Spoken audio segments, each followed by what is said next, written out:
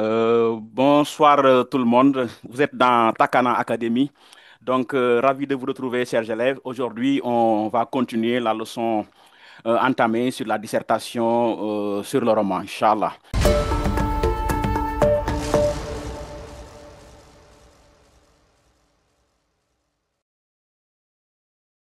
Donc, sans plus tarder, nous allons peut-être attendre quelques 30 secondes pour démarrer, mais je sais que l'heure, c'est l'heure. Donc, nous allons voir avec vous la dissertation du roman. On avait déjà fait l'introduction avec les trois phases, nous allons revenir sur ça. Mais avant ça, nous allons un peu revenir sur, euh, sur euh, l'introduction qu'on avait déjà commencé. Donc, pour vous montrer un peu, d'abord le sujet, on va un peu lire le sujet. Le sujet est là, devant vous, s'il vous plaît.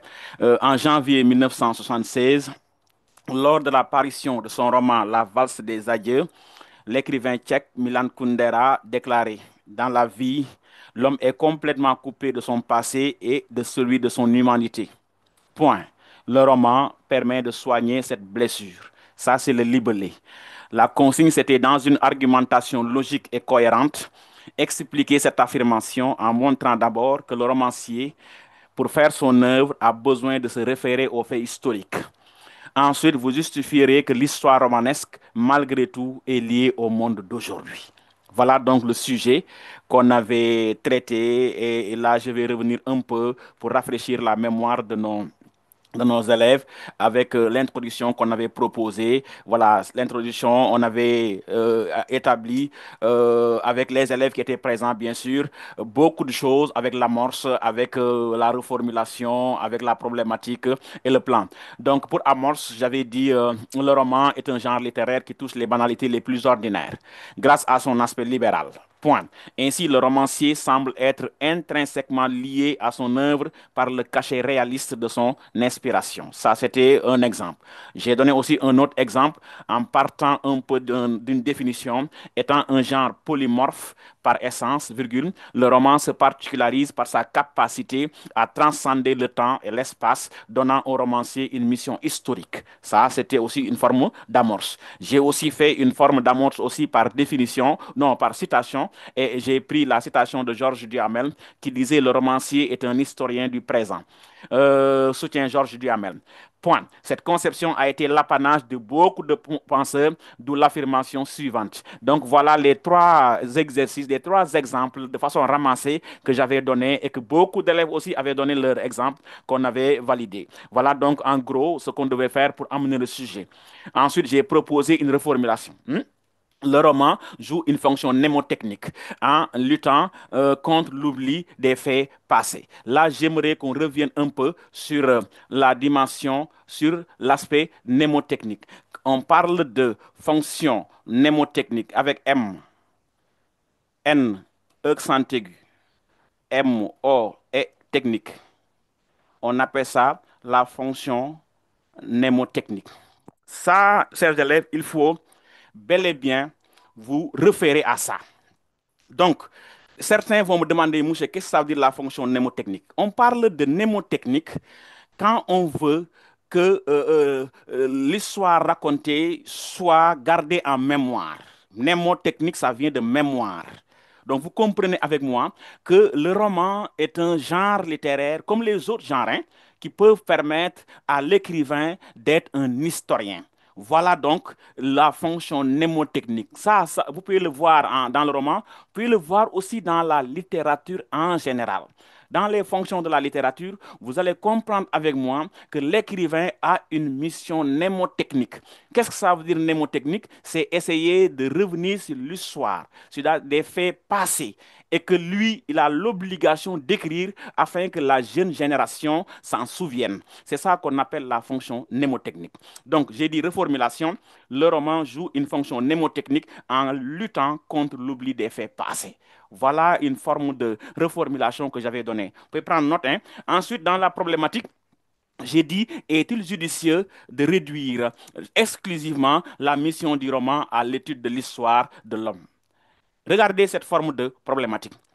Est-il judicieux de résumer ou bien de réduire la mission du roman à l'étude de l'histoire de l'homme. On parle de l'histoire de l'homme, on peut parler de l'histoire d'une société, on peut parler de l'histoire d'une nation, mais l'essentiel est que on peut parler d'histoire. Et là, j'ai dit, est-il judicieux? Là, c'est une question fermée. Quelqu'un peut dire oui, la littérature ou bien le roman se réduit seulement à l'étude du passé. Donc, il est d'accord avec l'auteur, il est dans la thèse. Quelqu'un peut dire non, le roman n'est pas seulement dans l'histoire, le roman peut être dans le présent, il est dans l'antithèse. Donc, c'est comme ça qu'on doit poser une problématique. Aujourd'hui, ce n'est pas l'objet de notre leçon, mais je veux qu'on revienne sur ça parce que l'introduction est très essentielle pour une dissertation, surtout quand on part au bac. Là, c'est la première impression que le correcteur a. Donc, si vous posez une bonne problématique, là, vous allez gagner en estime, vous allez gagner en considération parce que la problématique est déjà cernée. Et quand la problématique est bien cernée, ce qui reste, c'est le plan. Et le plan, comme je l'ai dit, la consigne à comprendre et à exploiter avec une démarche, bon, je dirais analytique, mais c'est une démarche critique parce que l'autre jour, on a discuté sur ça. Je préfère dire avec une démarche critique, parce qu'il y a une thèse qui montre que le roman peut se baser sur l'histoire, comme on l'a dit, dans une argumentation logique et cohérente, expliquer cette affirmation en montrant d'abord. Vous savez, quand vous avez d'abord, c'est ça la thèse, que le romancier, pour faire son œuvre, a besoin de se référer aux faits historiques. Donc là, il n'a pas besoin d'imagination. Il n'a pas besoin de mensonges. Il n'a pas besoin de fiction. Il a besoin des faits historiques déjà passés. Ensuite, c'est l'antithèse. Vous justifierez que l'histoire romanesque, malgré tout, est liée au monde d'aujourd'hui. C'est-à-dire, ce qu'il raconte, ce n'est pas du passé, mais c'est du présent.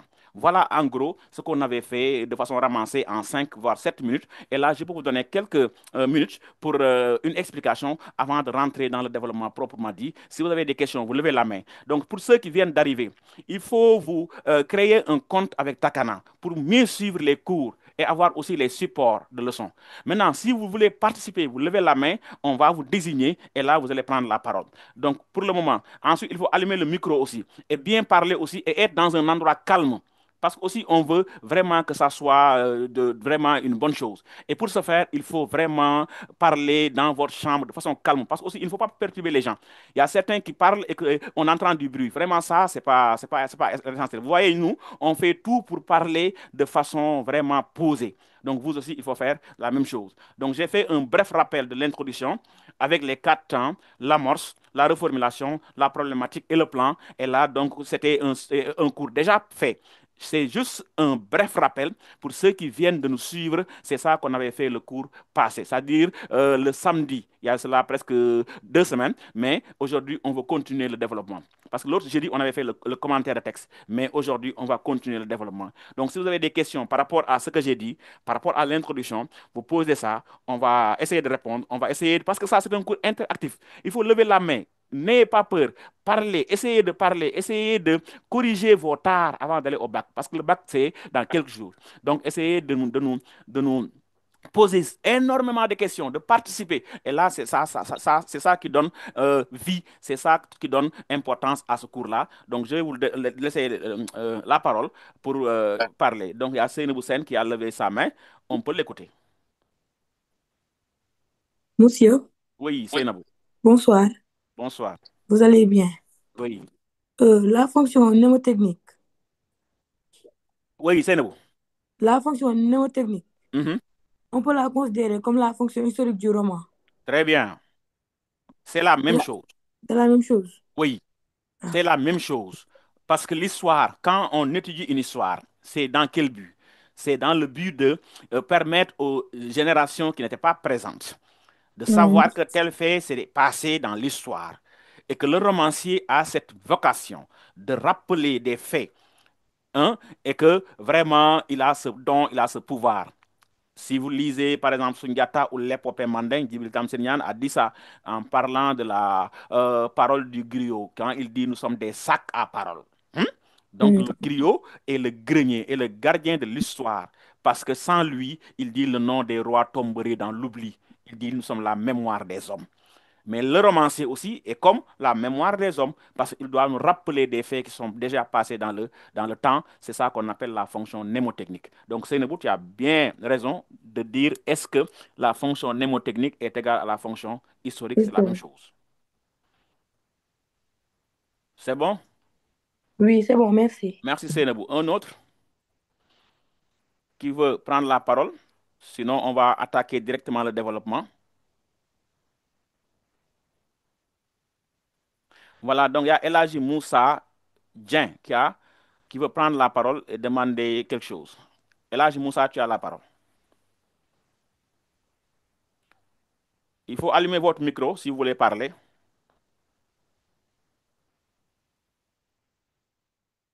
Sinon, il y a Sohna Mbayang aussi qui a levé sa main, Mbaké. Bonsoir, monsieur. Bonsoir Mbayang. J'espère que vous avez prié pour nous, Mbaké. Oui, oui. Oui. Alhamdulillah. En fait, Mhm, je demandais, concernant l'antithèse, quelle mhm, est sa fonction mhm. Voilà, pour l'entité, nous allons voir que c'est la fonction miroir. miroir? Voilà. Donc là, c'est un peu, vous savez, tous les deux parlent de la réalité, évoquent la réalité.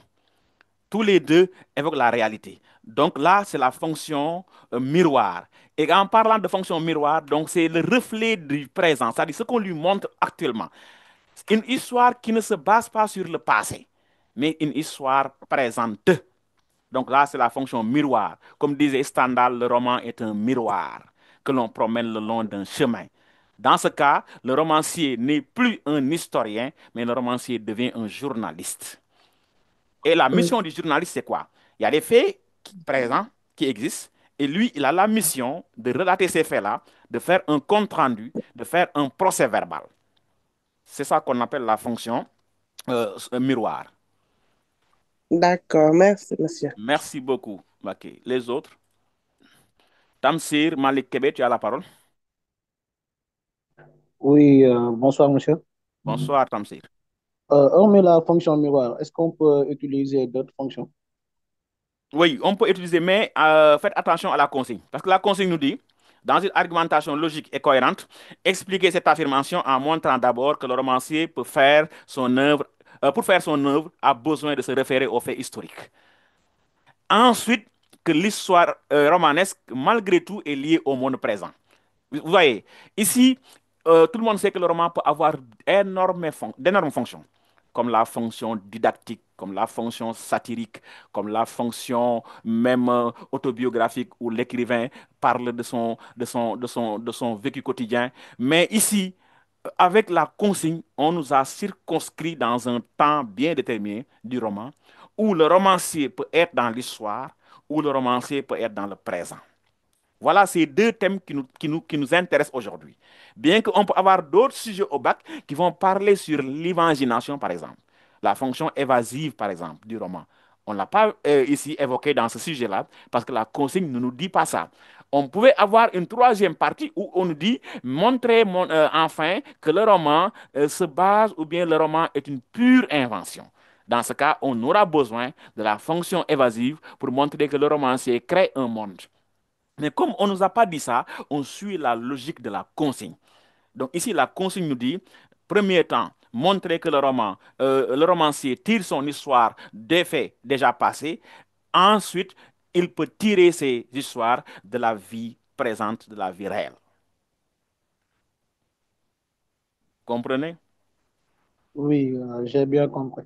Merci Tamsir. Il y a aussi Penda Touré qui a levé la main. Penda. Voilà. Donc, pour résumer, c'était ça qu'on avait fait dans le cours précédent, le romancier qui se base sur des faits historiques pour créer son œuvre. Donc, nous allons continuer l'étude avec le développement aujourd'hui. Donc, aujourd'hui, nous allons développer et voir quelles sont les différentes choses qu'on doit essayer de faire. Donc là, je rappelle, encore une fois, la thèse, c'est le romancier tire sa source de son œuvre, euh, tire la source de son œuvre dans les faits historiques. Par souci d'objectivité, voilà le mot que j'ai employé. Par souci d'objectivité, il interroge le passé pour mieux étayer son argumentation. Donc, par souci, c'est ça qu'on appelle objectivité. Par souci d'objectivité. Quand je dis objectivité, c'est un peu, c'est un peu le fait d'être dans la logique voilà, objectivité, par souci d'objectivité. Voilà, merci. Par souci d'objectivité, il interroge le passé pour mieux étayer son argumentation. C'est ça qu'on appelle souci d'objectivité. Donc, je vais revenir un peu sur le développement pour vous montrer. Il y a quelqu'un qui a levé la main, Mam Diara, Souran. Bonsoir, monsieur. Bonsoir, Mam Diara. Ça va. En fait, monsieur, je vous ai entendu prononcer un mot. J'ai tant fait des recherches sur ce mot. Le professeur m'a tant expliqué, mais j'ai toujours des problèmes à comprendre. Oui, C'est le mot objectivité. très bien. Et parfois aussi, j'entends subjectivité, mais je ne sais pas faire la différence entre les deux. Et j'ai aussi fait des recherches et tout. Merci, Mam Diara. Donc, quand on parle d'objectivité, cela veut dire qu'on a, comme son nom l'indique, des objectifs. C'est-à-dire, objectivité, c'est que la personne est à équidistance. C'est-à-dire, il ne fait pas une chose pour plaire ou pour déplaire.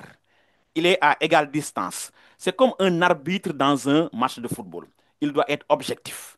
Objectif, c'est quoi? C'est qu'il doit tirer que des fautes. Il ne doit pas être avec l'équipe A ni avec l'équipe B. C'est ça qu'on appelle objectivité. Ça veut dire que quand je dis je dois faire une œuvre objective, c'est-à-dire sur moi, je dis tout ce que je sais sur moi, sans cacher, ni augmenter, ni diminuer. C'est ça qu'on appelle objectivité. Donc l'objectivité, c'est ça. C'est-à-dire, on n'essaie pas de mentir, on n'essaie pas de tromper, on dit les choses telles qu'elles sont. C'est ça qu'on appelle objectivité. D'accord. Neutralité. La neutralité, c'est quoi? C'est que tu dois être à égale distance des faits. Un romancier objectif, c'est que c'est comme un journaliste. Un journaliste objectif, c'est-à-dire il raconte une histoire. Il ne doit pas être avec l'un ou avec l'autre. Il doit être objectif. Donc, il doit être neutre. Ça, là, l'objectivité. Maintenant, la subjectivité, il y a toujours une dose de mensonge qu'on dissimule quelque part. Soit pour tromper, soit pour exagérer, soit pour diminuer. L'essentiel est qu'on n'est pas toujours à égale distance des faits. Là, on dit c'est subjectif. C'est comme quand on donne une réponse et on n'a pas les fondements pour justifier ça, ça c'est subjectif. Comme je dirais, par exemple, d'un tour de bras, Sundiata déracina le baobab et l'implanta devant la case de sa mère. Quelqu'un qui raisonne, c'est que ça c'est subjectif. Est-ce qu'on peut justifier ça? Non. C'est ça la subjectivité. D'accord. Mais là, l'objectivité, c'est quand, par exemple, dans son roman, le Kamara Light dit mon père avait une case, on y pénétrait par une porte rectangulaire. Ça, c'est objectif. Ouais. Tout le monde sait que on peut l'entendre, on peut l'écouter, on peut admettre ça. Ça, c'est l'objectivité. C'est D'accord. donner les détails. La subjectivité dépasse un peu l'entendement, où on essaie de simuler quelque chose pour, par exemple, plaire ou bien assaisonner une œuvre, rendre beaucoup plus attrayante. C'est comme certains ce qu'ils font dans leur publicité.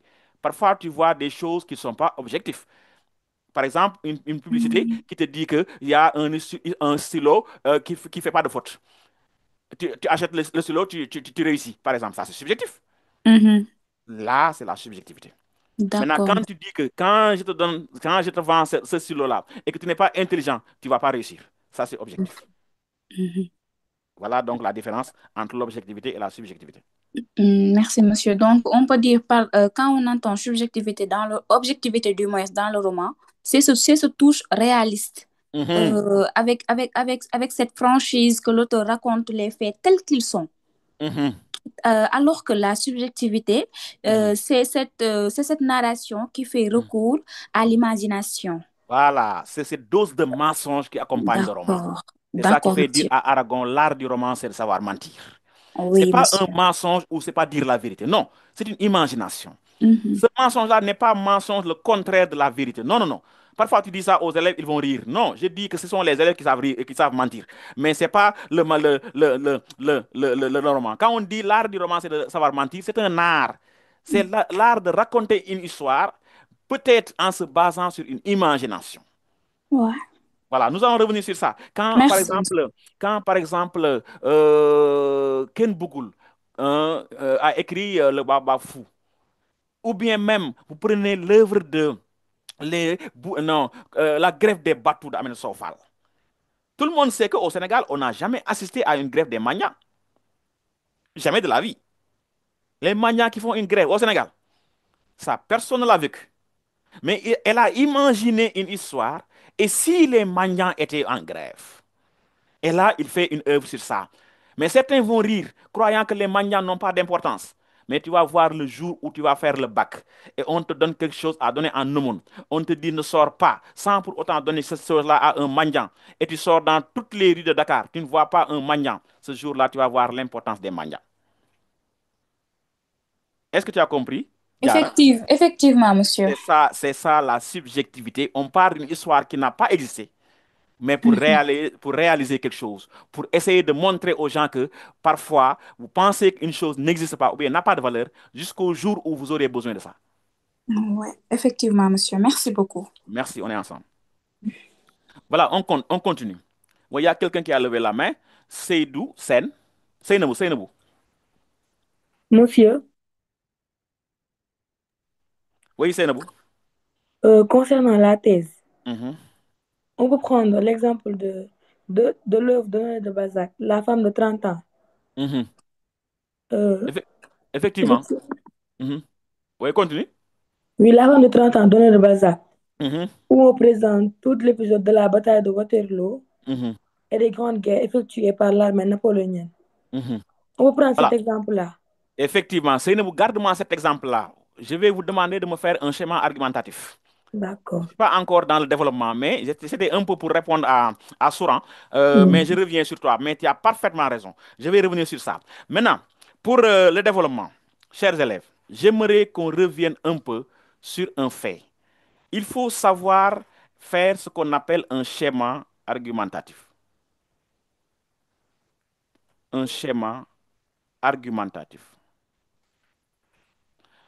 Qu'est-ce qu'un schéma argumentatif? C'est ça qu'on va voir. Parce que la dissertation est un texte argumentatif, mais qui se fait en trois étapes essentielles. Il faut ce qu'on appelle une idée générale, des idées secondaires et ce qu'on appelle des exemples. Là, je reviens sur ça pour pouvoir vous permettre de mieux étayer une argumentation. On appelle schéma argumentatif dans un paragraphe, pour mieux convaincre. Il faut savoir que vous voyez, les élèves ont énormément d'idées, ont appris beaucoup de choses, mais ils n'arrivent pas à avoir une bonne moyenne en français. Ils vous diront, mais monsieur, moi j'apprends. C'est pas comme ça. C'est-à-dire, la dissertation demande une maîtrise, demande une technique, demande aussi quelque chose qui permet au correcteur de savoir que celui-là, il est dans la logique. Quand je dis idée générale, c'est une idée maîtresse. Quand je dis idée secondaire, c'est ce qu'on appelle l'argumentaire. Après, on donne un exemple. Ici, j'ai dit, le romancier tire la source de son œuvre dans les faits historiques. Donc ça peut être une idée générale. Par souci d'objectivité, il interroge le passé pour mieux étayer son argumentation. Ça aussi, ça peut être une idée générale. Mais il faut, après ces idées-là, donner des explications. C'est ce qu'on appelle un argumentaire. Comme si on devait défendre un client pour échapper à la prison. Mais on ne dit pas qu'il est innocent. Il est innocent, ça peut être l'idée générale. Mais on donne le pourquoi il est innocent. Après, on donne une justification. Donc, l'idée générale, c'est il est innocent. L'argumentaire, c'est l'explication. La justification, c'est l'exemple. C'est comme ça qu'on doit faire un schéma argumentatif. Donc moi aussi, quand je dois défendre, par exemple, l'idée selon laquelle le romancier est un historien du présent, je ne viens pas pour dire que le romancier se base sur l'histoire, c'est dans ce contexte que Hugo a écrit, c'est dans ce contexte que Molière a écrit, c'est dans... Non, toi, tu fais que ce qu'on appelle une jonction de citations, un conglomérat de citations. C'est pas ça. Quand on parle de dissertation, on suit une logique. Et la logique, c'est la logique de l'argumentation. Et l'argumentation, comme vous l'avez appris depuis le collège, cherche à convaincre. Et pour convaincre quelqu'un, il faut des arguments solides. Donc là, je vais vous donner, vous tous, 10 minutes. Vous allez me préparer seulement un schéma argumentatif, montrant que le romancier tire sa source de l'histoire. Point. Ça, c'est l'idée générale. Vous allez expliquer ça. Ensuite, vous me donnez un exemple. Tout à l'heure, Seynabou a donné un exemple. Moi, j'ai donné, par exemple, deux œuvres ici. Les bouts de bois de Dieu de Samuel Ousmane. Là, tout le monde sait que ça revient sur l'histoire de la grève des cheminots du Dakar-Niger. Ça, c'est l'histoire réelle qui s'est passée au Sénégal. Tout le monde sait que à Thiès, il y avait ça. Et la marche des cheminots de Dakar à Thiès, de la femme des cheminots, et des femmes des cheminots de Thiès à Dakar, ça, si vous interrogez nos ancêtres, ils vont vous dire que c'est vrai. C'est vrai. Donc là, Ousmane Sembène, Sembène Ousmane plutôt, écrit cette œuvre-là pour nous permettre de nous rappeler de cette œuvre-là. De la même manière, le même Sembène Ousmane a écrit Tcharoy 44, camp de Tcharoy. Tout le monde sait qu'en 1944, l'histoire a montré que nos tirailleurs sénégalais qui avaient libéré la France des mains d'Hitler, en retour, ils ont été massacrés ici à Tcharoy. Ça, c'est historique. Sembène Ousmane a écrit sur ça. De la même manière, Notre-Dame de Paris de Victor Hugo est là, une œuvre édifiante qui montre que Hugo nous replonge dans une histoire passée en France. Voilà donc en gros beaucoup d'autres œuvres. Là, c'est des œuvres que j'ai données, mais vous pouvez prendre des exemples aussi. Par exemple, ici, je donne Oui, une c'est citation. Oui, c'est bon. Non, c'est bon, monsieur, c'est bon. Oui, et j'ai donné une citation. Le monde est vieux, mais l'avenir sort du passé, de Djibril Tamsenian. Là aussi, c'est pour montrer ça. Donc, je vais vous donner 5 à 7 minutes, voire 10 minutes, pour me préparer un schéma argumentatif. Je veux que tout le monde y participe. Parce que l'introduction et la conclusion, en général, les élèves réussissent ça. Le problème, c'est quoi? C'est dans le corps du devoir. Et c'est pas difficile, mais il faut s'exercer. Et Takana vous donne une occasion de le faire. Et là, vous êtes libre. Ça dit, il ne faut pas avoir peur de prendre la parole et de faire des fautes. Moi, je ne ris jamais quelqu'un qui fait une faute. Parce que l'erreur, elle est humaine. Donc, il faut essayer. C'est en forgeant qu'on va devenir forgeant. Voilà. Mam Diara? Monsieur, monsieur, allô? Oui, Monsieur, oui, Mam Diara, oui. alors, monsieur, en fait, il ne faut pas le prendre comme quelque chose. Mais monsieur, il faut que vous me donnez votre numéro. Je vais transférer quelque chose. Je suis vraiment content de vous. Machallah. Merci beaucoup. On va le faire après, Inch'Allah. D'accord. D'accord. Voilà, donc on va essayer de faire une argumentation en se basant sur ce qu'on a appris du roman étant un genre littéraire par excellence qui a besoin de sources. Vous savez, tout écrivain a besoin de sources. Et la source, c'est quoi? C'est là où on puise notre inspiration. Ici donc, l'écrivain ne se base plus sur sa vie intime, ne se base plus sur les faits imaginaires, ne se base plus sur les faits présents, mais se base sur des faits historiques, sur des faits passés. Hmm? Donc, vous allez me faire un schéma argumentatif de façon ramassée. Sénabou, j'aurai besoin de ton exemple en montrant que le romancier tire sa source des faits qui se sont passés dans le temps. Voilà, je pense que donc il y a des gens qui peuvent se signaler pour voir un peu. Il y a Tamsir qui a levé la main. Tamsir, on prend d'abord Tamsir. Après Seynabou, il y a aussi Seynabou Diaw. Tamsir, tu as la parole. Oui, le romancier relate les faits en s'appuyant de l'imagination à la réalité, car celui-ci lui permet de mieux écrire son œuvre. Si nous prenons l'exemple d'Aline Sitoé Diatta, euh, Mhm. d'Aline Sitoé Diatta, d'Aline Sitoé Diatta ou La Dame de Cabrousse de M. Fall. Cet ouvrage nous montre la bravoure d'une dame qui ne se laisse pas faire. Elle affrontait les hommes comme eux. Mhm. Merci Tamsir. Je pense que tu vas revenir. Tamsir, comme je l'ai dit l'autre jour, toi, je commence à te connaître, hein. Tu as des arguments, tu as des idées, tu as des exemples. Maintenant, reprends-moi ça et tu vas me refaire une bonne argumentation. Tu vas pas utiliser l'imagination. Parce que l'imagination, quand tu le dis, c'est comme si tu étais dans la fiction. Alors que ce sujet ne porte pas sur la fiction. Bien que l'auteur aura besoin de la fiction, parce que le roman est intrinsèquement lié à la fiction. Ça, on n'en disconvient point. Mais ici, on veut montrer que le romancier puise son histoire, puise sa source des faits déjà vécus dans le temps. Là, tu vas nous montrer que le romancier donc a besoin d'un génie créateur pour faire revivre au lecteur les faits qui sont déroulés dans le temps avant de donner l'exemple. Parce que tu as donné une seule phrase et tu dois donner l'exemple. C'est ça que je veux pas. Je veux une idée générale et puis des idées, au minimum deux idées secondaires avant l'exemple. Reprends-moi ça. Tu vas revenir, Tamsir. Voilà, Seynabou Sen. Par rapport, par rapport Mhm. aux événements essentiels que l'histoire retient, Le roman apporte des témoignages incontournables sur la vie de ceux qui ont marqué l'histoire, parce Mhm, qu'il est justement inspiré du réel.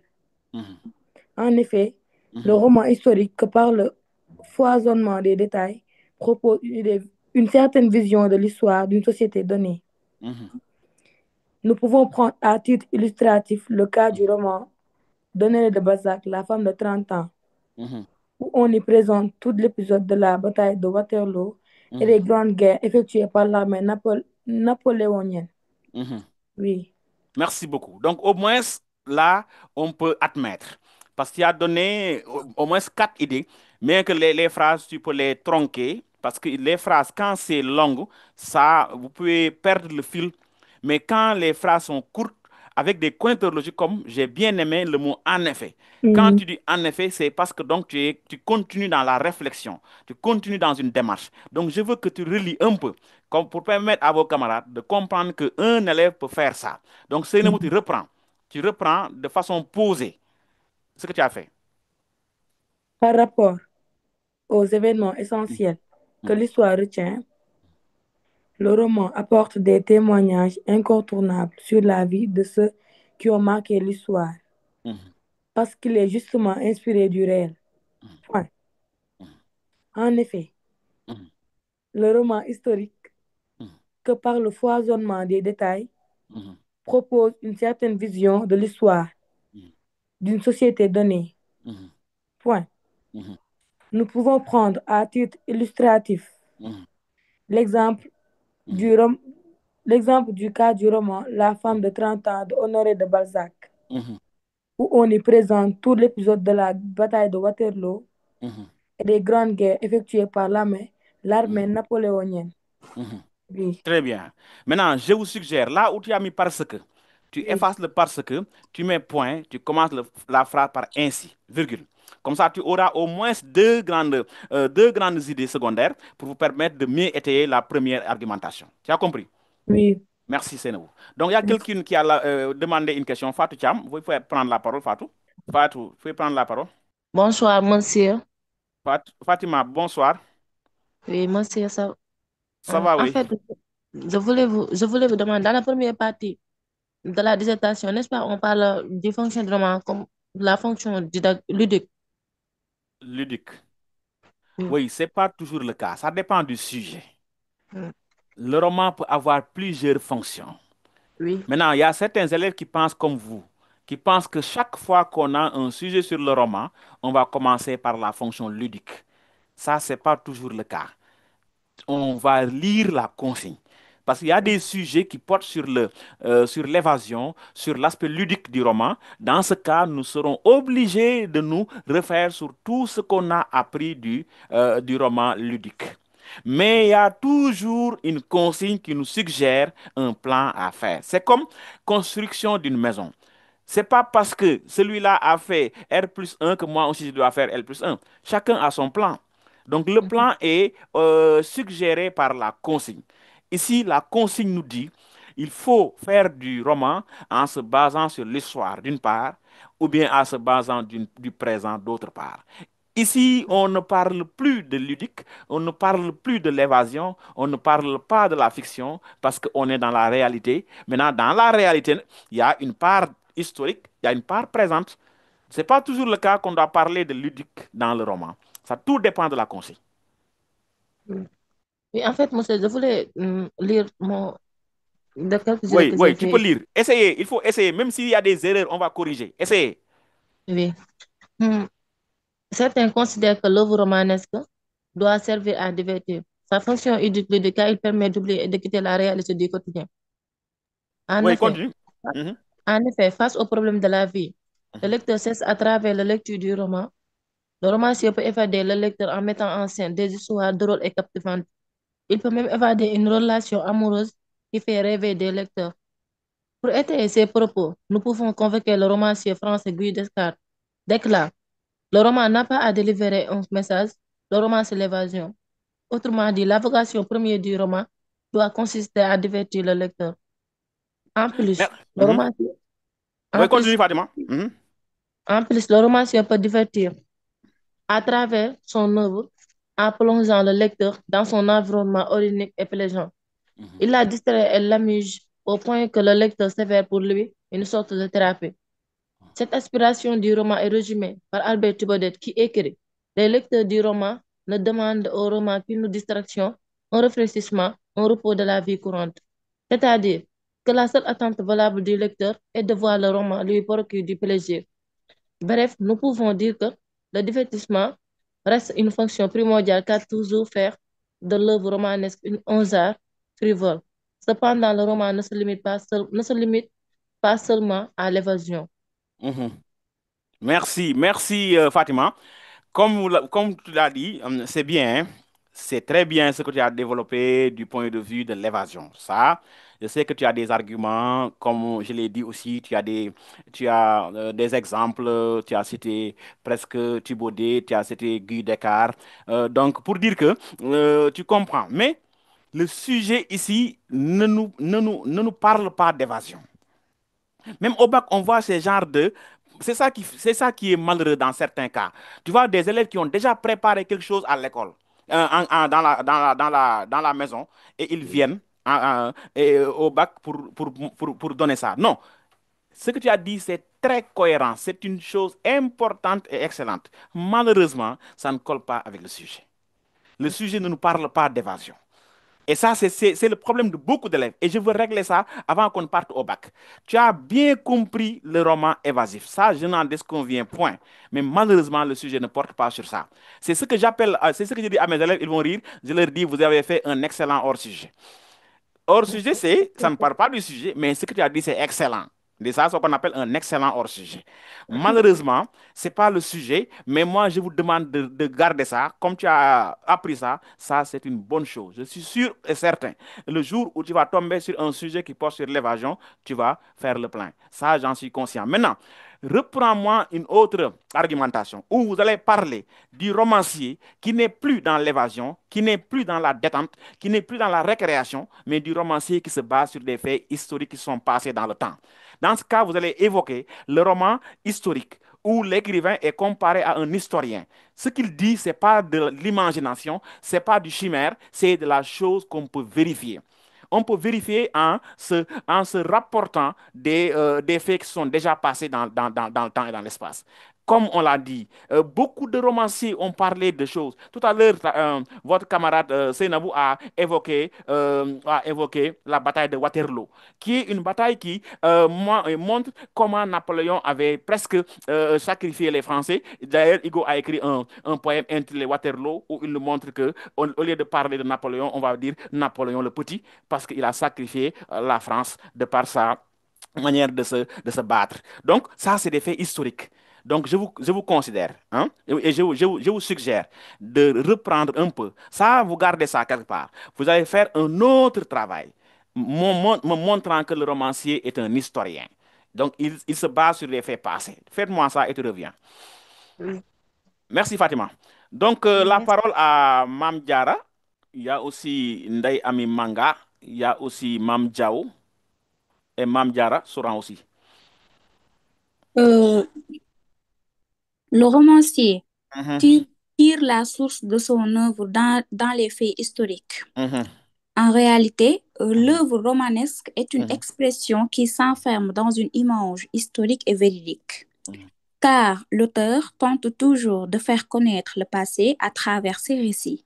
mhm, Ainsi, la création romanesque propose une narration réelle inspirée de l'histoire. mhm, Nous sommes sans ignorer que l'esclavage et la colonisation ont eu des répercussions très considérables à cause des arguments fallacieux qui ont falsifié l'histoire et tronqué la vérité. mhm. C'est la même conception qu'on retrouve chez Claude Roy qui soutient que nous ne lisons pas pour oublier la vie, mais au contraire pour l'errer. Les livres nous aident à voir, à agir, à vivre. L'écrivain veut en dire par là que c'est grâce au roman qu'on arrive à accéder à la connaissance réelle. Absolument. Il faut applaudir vraiment Mam Diara. Elle a fait avec Seynabou aussi un excellent travail qui se base sur l'histoire. Bien qu'il y a quelque chose, parfois tu te répètes, parce que tu dis fallacieuse, après faux, faux, c'est presque les mêmes expressions. Mais en tout cas, moi, je suis séduit parce que au moins, tu as compris ce que je veux dire. Tu as Ouais. compris du fait que le romancier a toujours l'obligation de nous replonger dans une histoire, de nous replonger dans des faits historiques. Et toi, tu as cité au moins la colonisation et l'esclavage, qui sont deux maladies, qui sont deux, en tout cas, choses extraordinaires qui ont fait que l'Afrique peine à se décoller, à décoller jusqu'à présent. Pour dire donc, là, donc, comme tu l'as dit, Claude Roy a l'obligation de nous faire revivre ça dans les œuvres, pour nous permettre de nous rafraîchir la mémoire, de ne pas oublier ça, car la parole s'en va, mais l'écriture reste. Donc là, tu l'as dit. Et là, je vous renvoie au roman de la deuxième période. Par exemple, vous lisez une œuvre comme En attendant le vote des bêtes sauvages de Kourouman. C'est un roman où on nous parle de l'histoire de l'Afrique indépendante. Avant ça, c'était les soleils des indépendances, ou Fama Doumbouya qui pensait qu'avec les indépendances, on va vivre la belle vie. Alors, malheureusement pour lui, après les indépendances, il va être déçu. C'est ce qu'on appelle les romans de désillusion, le roman de désenchantement. Ça, c'est de l'histoire. Ça, c'est de l'histoire, parce que les indépendances n'ont apporté pour Fama que deux choses, une carte nationale d'identité et une carte de parti. Donc finalement, l'histoire a montré que le blanc qu'on considérait comme mauvais est même meilleur que nos premiers dirigeants africains, parce que la plupart d'entre eux sont des gens qui ont une avidité, une boulimie du pouvoir, à telle enseigne qu'ils peuvent s'accrocher du pouvoir par tous les moyens. L'exemple de Koyaga En attendant le vote des bêtes sauvages est édifiant. L'exemple aussi de Mbam dictateur Cheikh Ali Ndao est édifiant, où il compare ce dirigeant-là avide de pouvoir comme un Mbam. Il n'emploie pas Anne, il dit Mbam dictateur pour mieux valoir, pour mieux faire ressortir l'image de cette personne-là qui a vraiment une aversion à la droiture. Il n'aime pas la droiture. Il veut toujours dominer, il veut toujours être un dictateur qui va imposer son dictat. Et là, donc, c'est pas bon. Donc, merci beaucoup, Mamdiara. On va revenir après encore sur toi. Donc, on va prendre deux juste, exemples avant de continuer. Donc, il y a Ndei Ami qui a levé la main. Il y a Mam Diao aussi qui a levé la main. Il y a Seynabou Diao aussi qui a levé la main. Bonsoir, monsieur. Oui, bonsoir, Mam. Oui, on vous écoute. Tout d'abord, le roman se nourrit du passé pour reconstruire le sens de l'humanité. En effet, le romancier s'appuie sur l'histoire pour comprendre et raconter le destin humain. Point. Il puise dans les événements passés, comme guerre, exil, injustice, pour révéler ce que l'homme a perdu, sa mémoire collective, son identité et sa dignité. Mhm. En guise d'illustration, nous pouvons citer une si longue lettre de Mariama Ba. La romancière utilise des faits sociaux et culturels sénégalais Mhm. pour, pour transmettre une mémoire féminine et sociale. Mhm. Ouais. Merci, Mam. Je pense qu'elle aussi, elle a été aussi exemplaire. Vous voyez, vous avez la possibilité de le faire. Et vous allez le faire. Même au bac, vous allez convaincre. C'est ça. Moi, j'en suis conscient. Je suis conscient que vous avez les aptitudes de convaincre quelqu'un. Les profs ne sont pas des avares comme ça. Non, il faut les convaincre. Et pour les convaincre, il faut ces arguments-là. Mam a cité au moins une si longue lettre et elle nous a parlé de l'histoire, le féminisme. Ça, c'est une histoire pour quelqu'un qui connaît les années 80 au Sénégal, c'est que les femmes étaient reléguées au second plan. Donc il fallait quelqu'un qui prend leur destin en main et Mariama Ba était au devant de la scène. Lorsque elle nous parle de cette assemblée masculine où il n'y a que des hommes. Mais regardez aujourd'hui l'Assemblée nationale du Sénégal. Je pense que donc la bataille est gagnée par ces femmes-là. Moi, j'aime pas le mot féministe, mais j'aime les mots, les gens qui donnent une importance capitale à la femme. Parce que la femme est la source de bonheur et la source de plaisir pour tout le monde. Alors, un peuple ne peut pas se développer sans les femmes. Ça, c'est pas possible. Voyez, donc pour dire donc que Mam a déjà expliqué le fait que les femmes devaient prendre leur destin en main et non pas subir. Parce que la femme, comme le disait Farmata la griotte, la femme est comme un ballon. Qui laisse le ballon ne peut pas saisir ses rebondissements. Ça, c'était pour montrer l'imaginaire sénégalais, la manière dont les gens considéraient la femme. Mariam Abba voulait redorer le blason de la femme. Et regardez dans l'œuvre, presque toutes les femmes ont réussi là où tous les hommes ont échoué. Moudou Fall, avec sa grandeur, avec tout ce il a été manipulé par une petite fille. Maoudoba, qui se disait être guelwaar de par sa mère, être tout couleur de par son père. Mais vous regardez, lorsque Aïssatou lui écrit une lettre, moi quand je lis la lettre, j'ai des frissons en tant qu'homme. Parce que c'est une lettre qui nous met vraiment la pression. Quand elle dit à Maudo, les princes honorent leur devoir. Quand il dit les autres, moi c'est les autres qui m'intéressent. Les autres acceptent en silence les sorts qui les briment. Voilà schématiquement le règlement intérieur de notre société avec ses clivages insensés. Elle dit, Maudo, si tu peux procréer sans aimer, rien que pour assouvir l'orgueil d'une mère déclinante, je le trouve vil. Maudo, je me dépouille de ton nom, vêtu du seul habit valable de la dignité à Dieu. Regardez comment une femme peut être à la hauteur face à un homme qui dit que j'ai épousé cette fille-là parce que ma mère disait, si je ne l'épouse pas, elle va mourir.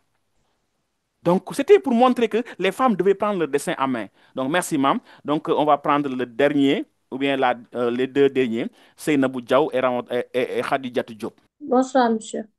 Bonsoir, Seynabou. Le romancier s'appuie sur l'histoire pour ancrer son œuvre dans une réalité crédible.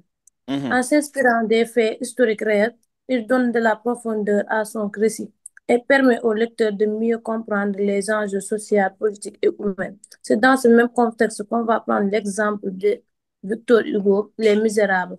En- mais l'auteur met en scène la pauvreté à travers un ancien forgeant, rejeté par la société en inspirant des conditions de vie réelles au XIXe siècle. Hugo dénonce la misère, l'injustice sociale et l'inhumanité du système judiciaire.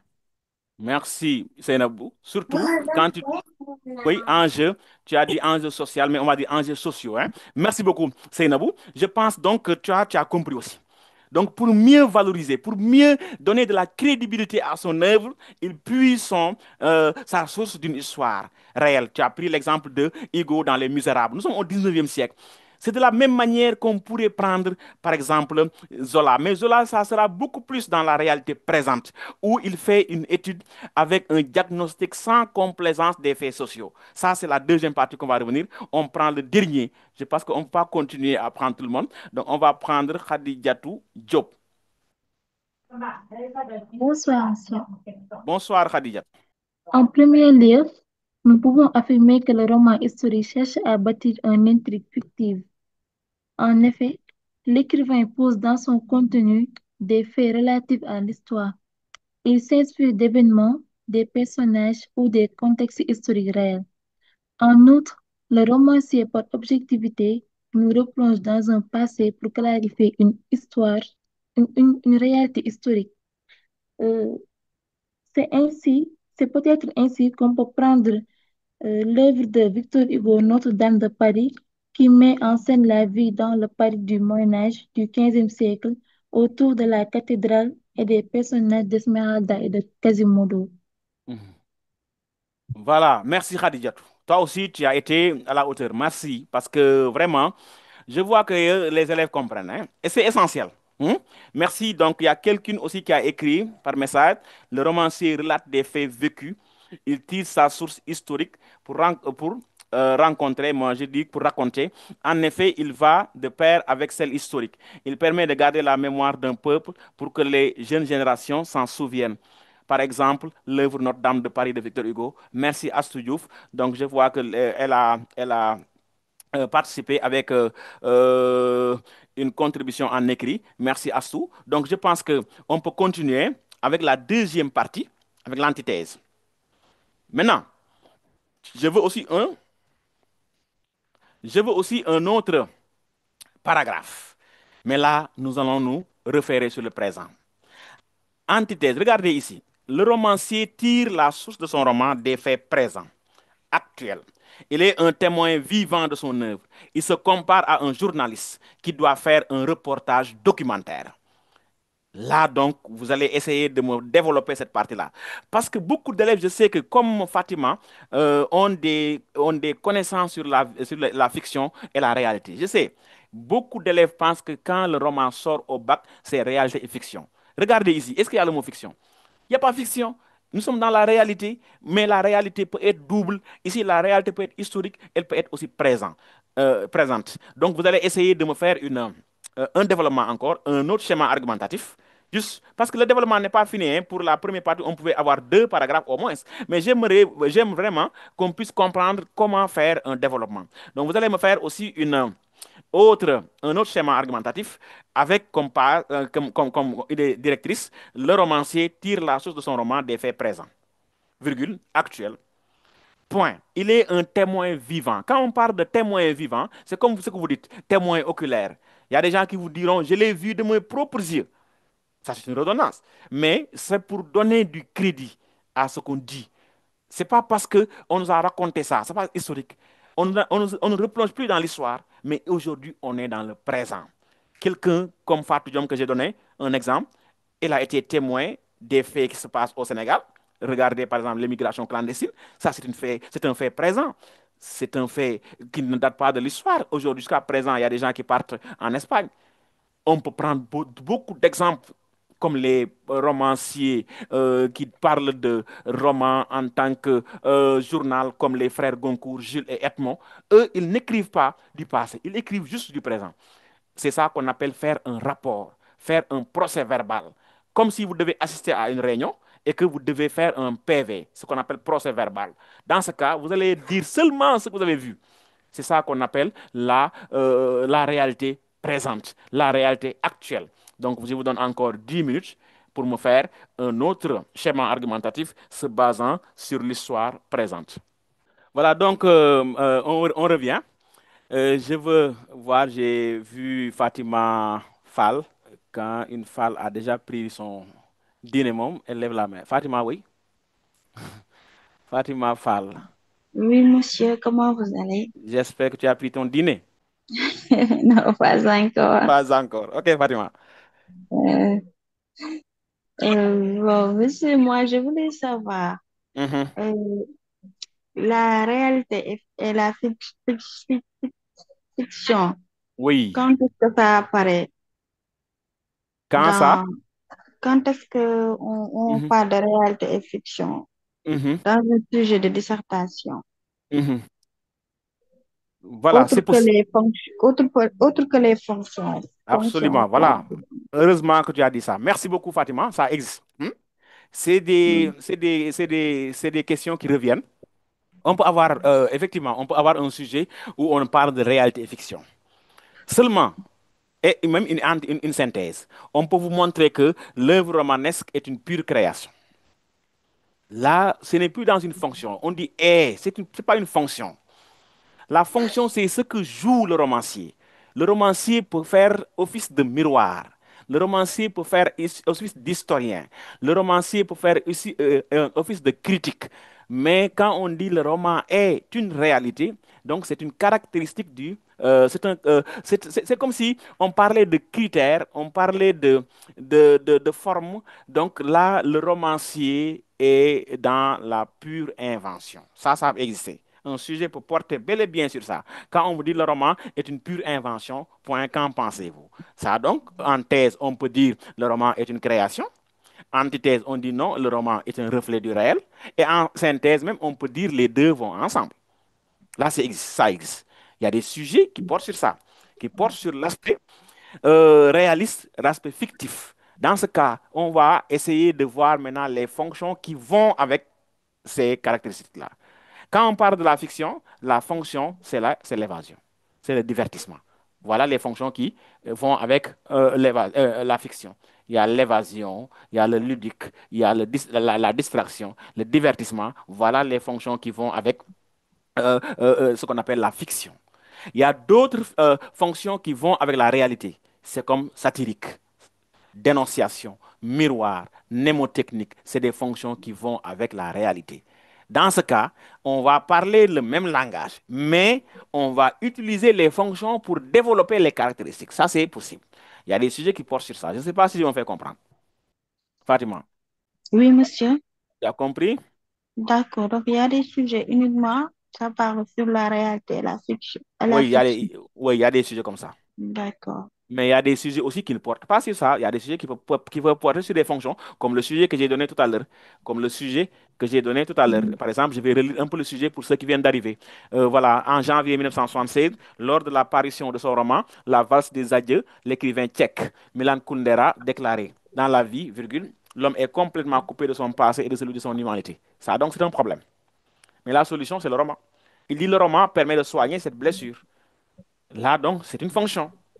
Vous comprenez? Parce que quand le roman permet de soigner, ça, c'est une fonction. On vous dit dans la consigne, dans une argumentation logique et cohérente, expliquez cette affirmation en montrant d'abord que le romancier, virgule, pour faire son œuvre, a besoin de se référer aux faits historiques. Ensuite, vous justifieriez que l'histoire romanesque, malgré tout, est liée au monde d'aujourd'hui. Voyez, on n'a pas dit fiction, on n'a pas dit réalité. Vous avez compris? Bâtiment? Oui, oui, oui, monsieur. Voilà, donc tu peux revenir après pour d'autres questions. D'accord, merci. Merci Fatima. Donc la parole à Ndeye Ami, il y a aussi Seynabou Sen, il y a Jinda Wan aussi. Voilà. Fatima Cham aussi est revenu, oui. Seynabou Sen? Monsieur, Oui, Seynabou. je voulais poser une question. Oui, Euh, existe-t-il la fonction esthétique dans la vocation romanesque? la fonction esthétique. Très bien, c'est une bonne question, hein? Oui, on peut l'avoir. On peut l'avoir. Par exemple, qu'est-ce qui fait l'esthétique du roman?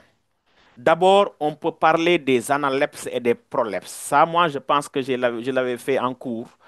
Quand on parle de analepse et prolepse, c'est la possibilité dans le roman de, Mhm. se, de raconter une histoire. Ensuite, on dit 2 mois avant ou 2 mois après. Ça, c'est l'esthétique du roman. Il y a aussi la narration, ça c'est l'esthétique du roman. Il y a aussi les focalisations, que ce soit la focalisation interne, la focalisation externe et la focalisation zéro. Ça aussi c'est propre au roman. Donc l'esthétique du roman, c'est ce qui fait la beauté du roman. C'est tout ce qui tourne autour de la narration, tout ce qui tourne autour de la focalisation, tout ce qui tourne autour des analepses et prolepses et que beaucoup de profs ne font pas, pensant que l'aspect esthétique est toujours dans la poésie, bien que la poésie est un art. Oui, mais on peut bel et bien parler de l'esthétique du roman. C'est ce qui fait la beauté du roman. Et ça, c'est uniquement dans le roman qu'on peut trouver ça. Par exemple, les focalisations, où le romancier peut être comme omniscient. On parle de point de vue zéro, point de vue omniscient. Le romancier, donc, est comme un dieu avec ses créatures. Donc là, on peut parler bel et bien d'esthétique du roman. De la même manière, quand le romancier, par exemple, si vous lisez Ainsi longue lettre, l'œuvre commence avec la mort de Modou Fall. Aïssatou, en guise de réponse, j'ouvre ce cahier, point d'appui dans mon désarroi. Et là, elle nous replonge dans le deuil de Modou Fall. Mais après quelques pages lues, vous allez voir que Ramatoulaye nous replonge dans la vie estudiantine, la vie de jeunesse. Donc là, ça n'existe que dans le roman. La poésie ne peut pas nous faire ça. Peut-être le théâtre peut faire ça. C'est comme dans un film où on vous dit 2 mois avant, 2 mois après. Ça, c'est les analepses et prolepses. Donc ça, c'est le propre du roman. Effectivement, on peut bel et bien parler de l'esthétique du roman. J'ai compris. Merci. Et puis tu me reviens après avec un autre schéma argumentatif. C'est bon. J'ai fini, Kai. Voilà, donc tu peux enchaîner, oui. Le roman Mhm. participe à l'éveil et la prise de conscience du lecteur. En ce sens, il est pourvoyeur d'acquis nouveaux. Il apporte un plus à la conscience et participe à remettre en cause certaines idées, croyances et systèmes d'une époque donnée. C'est ce que semble défendre André Gide en affirmant: j'appelle un livre manqué un livre qui laisse intact ou indifférent le lecteur. C'est aussi la vision de Franz Kafka. Un bon livre est comme un marteau qui tape l'esprit et le réveille. J'ai fini.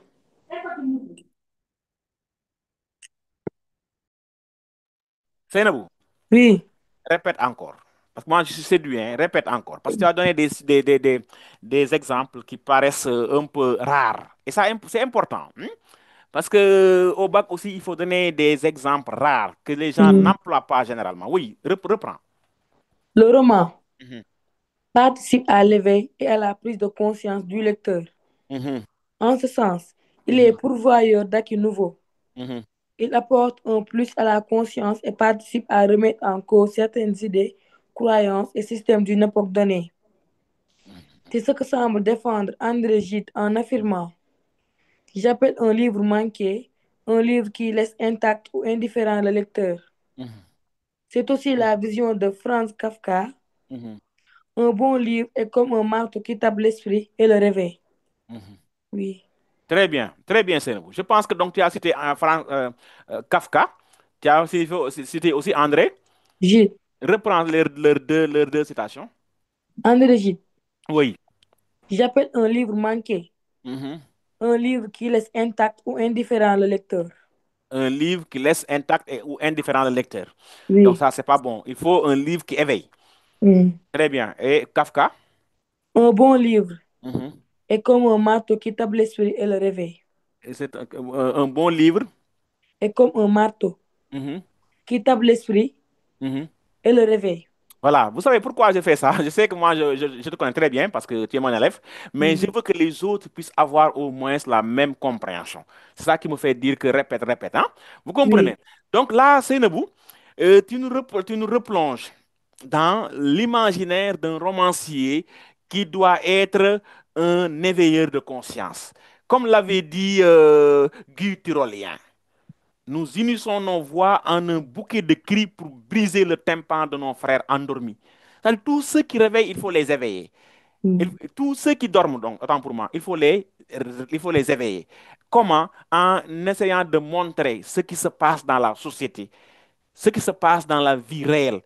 Donc, vous allez me proposer encore deux œuvres où vous allez quitter. Vous allez me proposer deux œuvres qui peuvent être aussi comme exemple. Vous savez, l'autre partie, tu as parlé des œuvres, je me rappelle, avec l'autre, la bataille de Waterloo.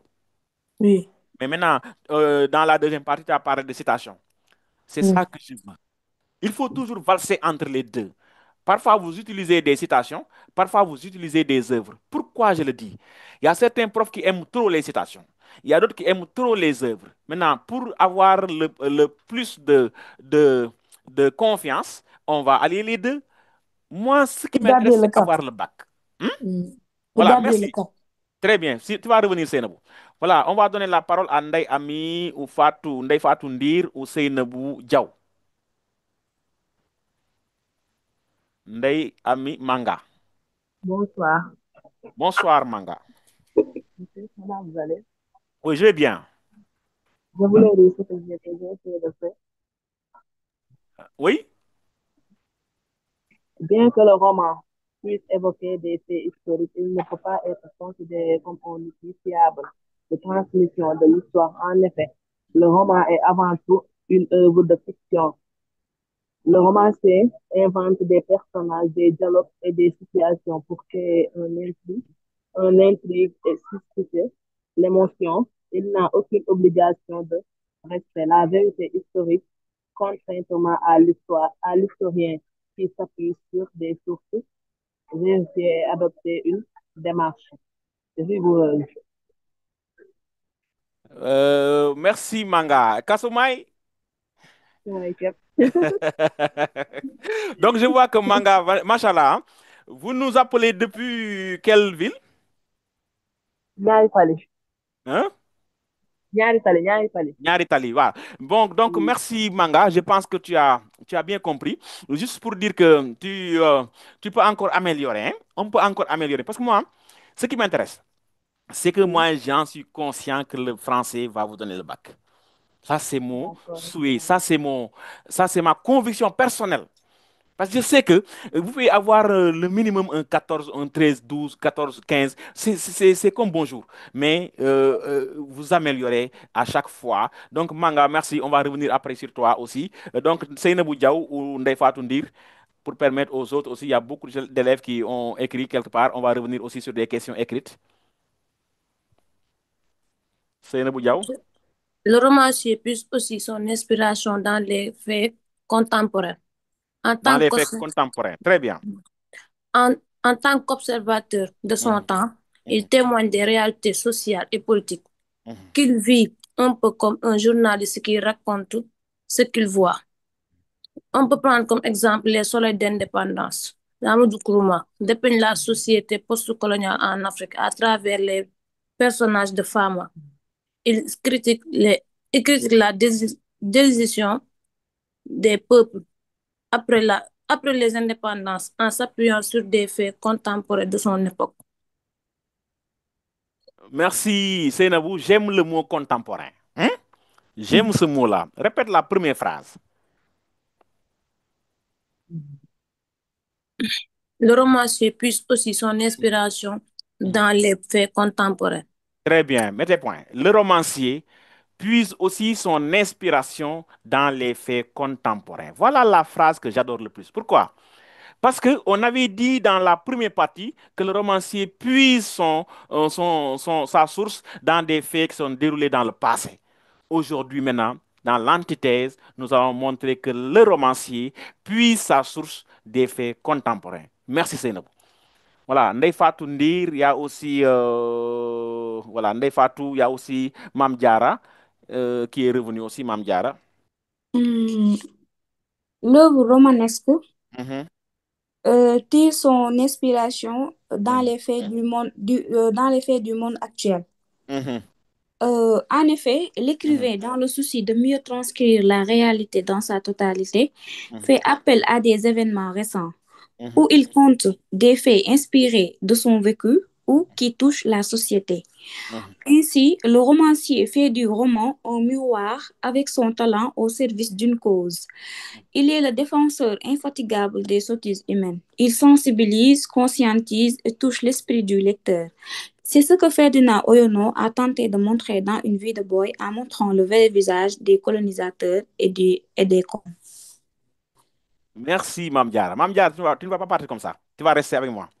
Oui, bien sûr. Oui, non, tu vas rester avec moi, Mam Diara. Oui. Répète encore. Chers élèves, écoutez bien, Mam Diara.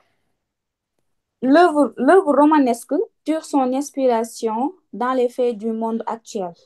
Mhm, En effet, l'écrivain, dans le souci de mieux transcrire la réalité dans sa totalité, fait appel à des événements récents où il compte des faits inspirés de son vécu et qui touchent la société.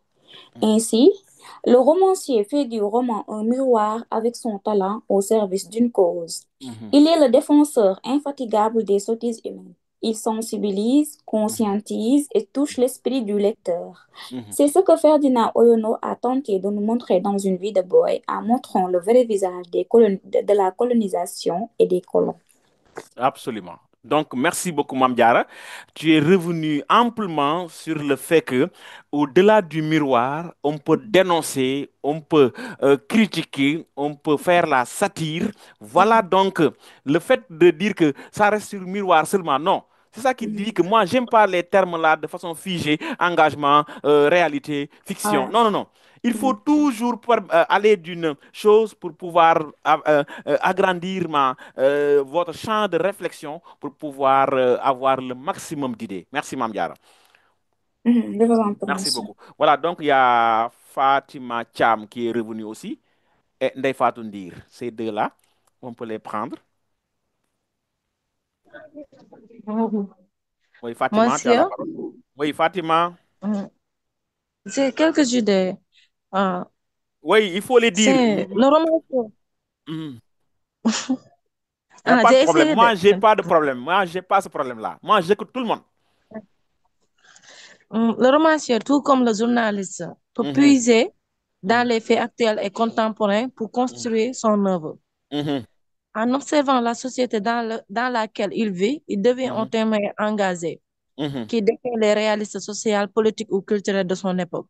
mhm, Contrairement au simple journaliste, mhm, cependant, il ne se limite pas à rapporter les faits de manière brute.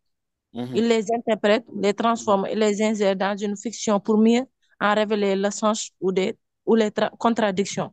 mhm, Certains romans contemporains mhm, ressemblent ainsi à de véritables reportages romancés, mhm, où la fiction se mêle à la réalité.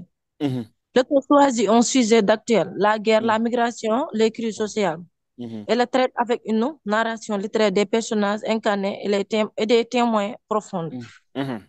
Par exemple, on prend les identités meurtrières d'Aimé Malouf, Mhm. bien que c'est en partie s'inspire des conflits actuels pour explorer la question de l'identité. Mhm. C'est ça. Merci beaucoup. Fatima, aujourd'hui, on va vous applaudir, hein. Franchement, Machallah, Fatima, j'aime. Répète la première phrase. Vous savez, c'est ça que je veux. Tu n'as pas été quelqu'un qui dit, voilà, comme je n'avais pas bien répondu dans la première partie, je vais partir. Non, tu es resté là et dans la deuxième partie, tu as produit vraiment une bonne chose. Répète la première phrase. Surtout la première et la deuxième phrase seulement. Répète Le ça. romancier, Mhm. le romancier, Mhm. tout comme le journaliste, Très bien, peut surtout ça. Voilà, mettez point, mettez point. Excusez-moi. Regardez ce que Fatima a dit. J'aime ce mot-là, comme un journaliste. Le le romancier romancier comme un journaliste. Oui, peut oui, continue. puiser, Mhm, peut puiser dans les faits actuels et mhm, contemporains pour mhm. construire son œuvre. Voilà. Mhm. Continue. En observant la société dans laquelle il vit, Mhm, il devient un témoin engagé. mhm, Il dépeint les réalités sociales, mhm, politiques ou mhm. culturelles de son époque. Très bien, mettez point. J'aime ces deux phrases-là. Pour quelqu'un qui veut traiter vraiment cette partie-là, ces deux phrases sont essentielles. Parce que d'abord, il est journaliste, ensuite, il est témoin engagé, ensuite, il dépeint, le verbe dépeindre. Quand on parle de dépeindre, c'est comme si on fait une photocopie, une photographie fidèle et banale de la réalité. Dans ce cas, lui, il est témoin, il est un journaliste qui fait vraiment office de quelqu'un qui doit faire un compte rendu. Donc, merci Fatima pour nous avoir vraiment aidé à comprendre cette partie-là. Merci beaucoup. Donc, nous allons donner la parole à Ndeye Fatou Ndir, je pense. C'est Jinda Wan qui ont levé la main. Jinda,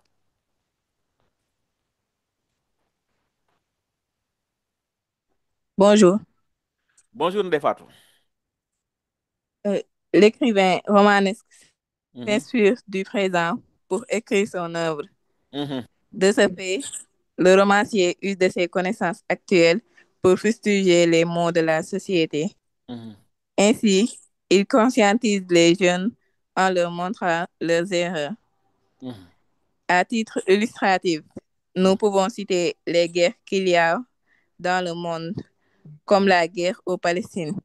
mhm, En effet, les romanciers doivent intervenir dans ce genre de cas en mhm, faisant de leur plume une arme de combat.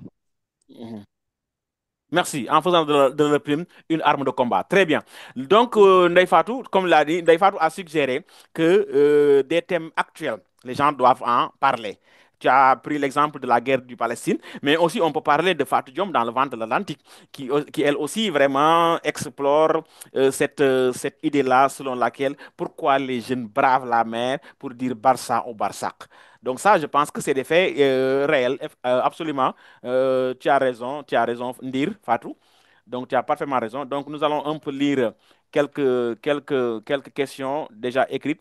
Voilà, il y a Yacine Diouf aussi qui nous a donné une bonne réponse en disant que le romancier peut être perçu comme un enquêteur. Très bien. Quand je faisais la leçon sur le roman avec mes élèves, j'ai dit le roman aussi qui peut être dans les types de romans, j'ai dit le roman policier. Les élèves me disaient, mais monsieur, qu'est-ce que le roman policier? C'est ça qu'on appelle le romancier comme enquêteur, comme un enquêteur qui doit enquêter, faire de telle sorte que ce qu'il donne soit objectif, comme la première question qu'on avait avant le démarrage du cours. Donc ça, c'est pour beaucoup plus d'objectivité, beaucoup plus de réalisme. Là, l'écrivain n'est pas seulement un journaliste, mais il doit enquêter aussi. Là, si vous relisez Les Rougon-Macquart d'Émile Zola, dans son roman, surtout Germinal, vous allez voir qu'il a fait une étude historique sur, sur des faits sociaux et que vraiment, scientifiquement même, on peut comparer le romancier comme un médecin. De la même manière qu'un médecin ne vient pas prescrire un médicament, le médecin doit faire un diagnostic pour voir l'origine ou bien ce qui provoque la maladie, ensuite les causes et les conséquences, avant de donner des solutions, des remèdes. De la même manière, le romancier aussi n'a pas le droit de venir écrire sur un fait. Non, il doit faire une étude poussée pour voir les tenants et les aboutissants avant de d'écrire. Merci beaucoup, Yacine Diouf, qui nous a dit ça. Donc, il y a aussi Amina Mendy qui dit bonsoir, monsieur. En fait, lorsqu'on nous parle du roman comme un mentir vrai, là, on nous parle de la fiction et réalité ou bien il nous parle d'autres fonctions. Voilà. Quand on dit le roman est un mentir vrai, c'est comme une sorte de synthèse, Amina. Dans ce cas, le roman n'est pas totalement vrai, n'est pas totalement aussi faux. Donc, le roman est à cheval entre la réalité et la fiction. Ça veut dire que le romancier, même si il dit que je fais du réalisme, il a toujours besoin de la fiction pour agrémenter son œuvre. Donc, le romancier ne peut pas exactement aussi faire du mensonge. Au-delà du mensonge, il y a une part de vérité toujours.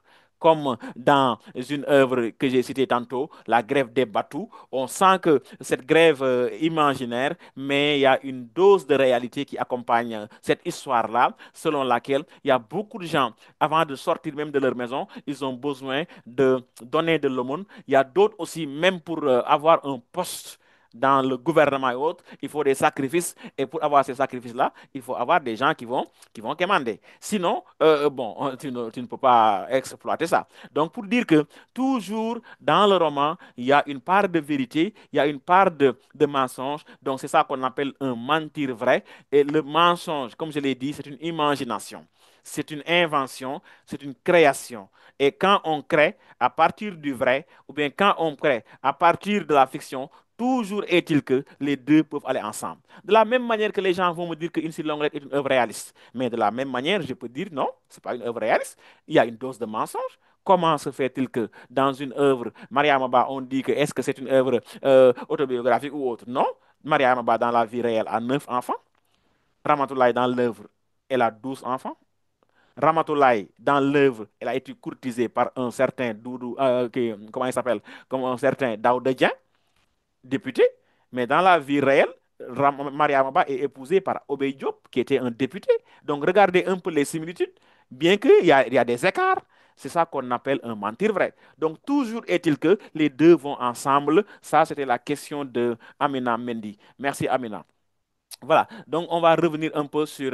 Il y a aussi un autre, je pense, il y a Aïssatou Aïda Ndiaye qui dit le romancier tire la source de son roman des faits présents, car certains étaient des profondeurs, les profondeurs de leur âme dans leurs œuvres à travers des récits autobiographiques.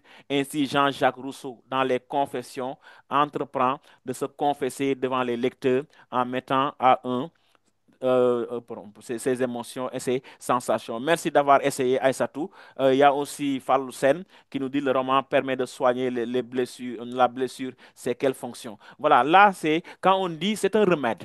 Le roman peut être à la fois un moyen de soigner cette blessure. Donc, pour soigner cette blessure, le romancier a besoin de nous replonger dans l'histoire. Mais de la même manière, il a besoin aussi de parler des faits sociaux. Et comme l'a dit Mamdiara Souran, pour dire que donc, il faut être aussi un témoin, mais qui va lutter pour l'harmonie de la société, mais aussi et surtout dénoncer toutes les injustices, toutes les sottises humaines, afin que la société soit une société vraiment harmonieuse. Donc ça, c'est la mission du romancier qui a le devoir de descendre de son piédestal et de se mêler au combat de la société. Voilà donc cette question de Phalocène. Il y a aussi Astou Diouf qui a dit le romancier relate des faits vécus, il tire sa source historique pour rencontrer. En effet, il va de pair. Ouais, ça, on l'avait déjà lu. Il y a aussi l'exemple de l'œuvre Notre-Dame de Paris de Victor Hugo. Ça, on l'avait déjà lu. Voilà. Voilà, je pense que donc on peut revenir un peu sur le direct pour voir les élèves qui ont déjà produit aussi quelque chose. Il y a Jinda Won qui a levé la main. On prend Jinda, qui est la dernière intervenante. Après, on va essayer de voir la conclusion parce que je veux terminer ce sujet-là pour aujourd'hui. Jinda. Bonsoir, monsieur. Bonsoir, Won. Ça va. L'idée de démontrer que le roman n'est pas seulement une œuvre de fiction, conduit également certains romanciers à produire des récits reflétant l'histoire politique d'un pays ou d'un continent. Ce travail de miroir transparaît dans certains romans de la troisième génération. En réalité, la plupart des productions romanesques de cette période présentent les couleurs de l'atmosphère politique des Africaines indépendantes. C'est le cas des romans de, c'est le cas des romans comme Le Pleurer rire de Henri Lopez, Mbam dictateur de Cheikh Ali Ndaw. Ces auteurs décrivent avec réalisme les comportements des dirigeants politiques africains. Merci, Ginda. Vous allez seulement reprendre les deux citations, les deux exemples que je dois donner enfin. Ça, la dernière phrase. Reprends-moi la dernière phrase.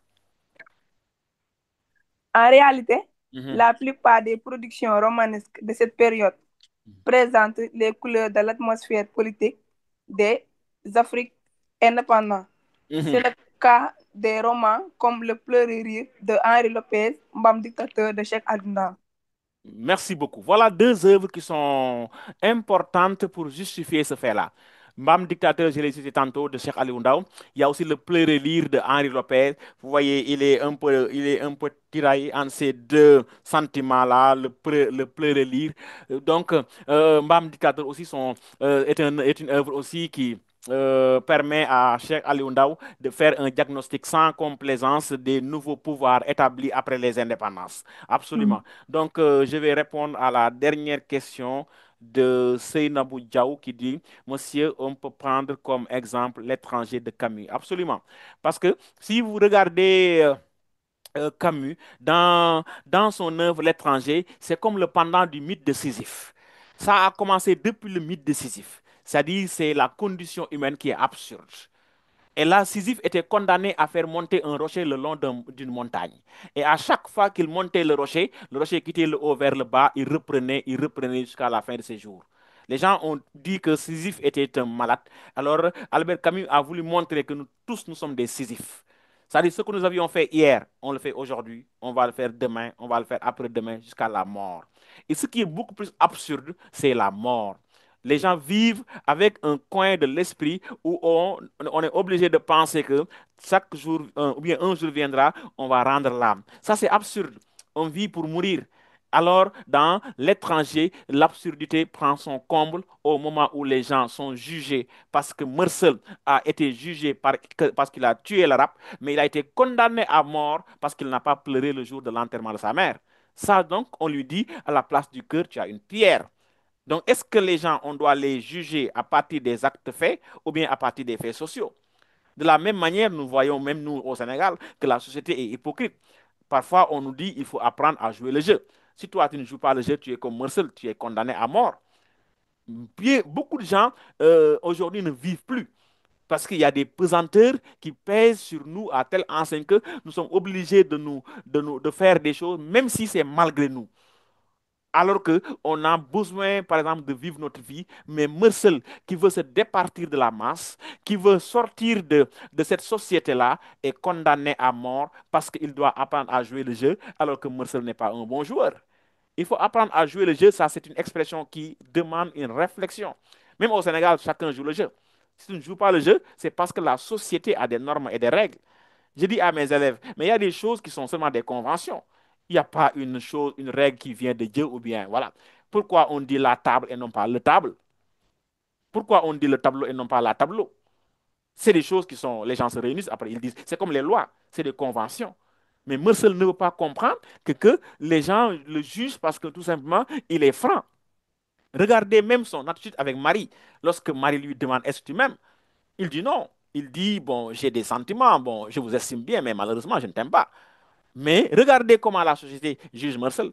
Les gens voulaient que Meursault mente pour dire c'est comme chez nous, excusez-moi. Les gens vous diront nul masaya c'est pas vrai. Les gens vous diront namna la malaraw, c'est pas vrai. Mais tu es obligé de dire malaraw parce que tout simplement, c'est la société qui nous impose ça. Donc Meursault ne veut pas vivre ça. Effectivement, donc l'autre là, comment il s'appelle, Seynabou Diaw, on peut parler de l'étranger. Parce que nous, tous aussi, parfois, quand tu es dans ton coin, quand tu es différent des autres, tu es étranger. C'est comme quelqu'un, une fille par exemple, qui dit, moi je suis à Dakar, mais je ne veux pas faire un mariage comme le font certaines filles. Mais tu seras pointé du doigt. Ta mère d'abord va te dire quoi? Aujourd'hui, regardez même la manière, l'organisation des cérémonies. On va dire princesse, je ne sais pas, Fall, princesse Diop ou bien prince. On va organiser deux fauteuils, mais auparavant, on ne connaissait pas ça. Mais regardez, aujourd'hui, tu es obligé de le faire. Parfois, on va utiliser des hôtesses. Hôtesses, je ne sais pas, une fille, trois filles, quatre filles qui vont s'habiller de 8 heures à midi, on les regarde. Mais on est obligé de le faire. Moi, quand une fille me dit, monsieur, je suis hôtesse, moi, j'ai mal. Hein? Mais on est obligé. Hein? Ensuite, on doit on va battre, comme on dit. Voilà, et même les termes qu'on emploie, c'est les termes incendiaires. On va dire attaque, on va dire première attaque, deuxième attaque, troisième attaque. On attaque jusqu'à quand? Donc ça, c'est des réalités sociales.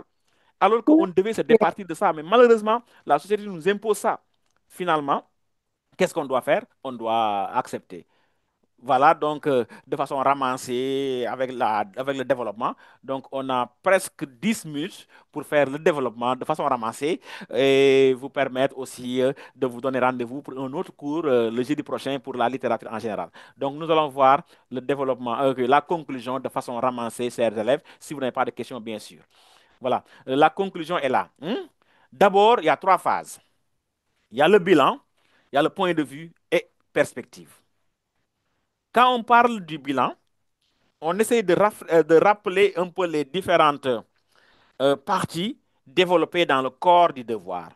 Moi, j'ai écrit à la lumière de notre étude, il urge de rappeler que le romancier forge sa pensée de l'histoire de sa capacité, de l'histoire de sa société, même si force est de constater qu'il peut faire une photocopie fidèle et banale de la réalité. En une phrase, j'ai mis les deux à la fois.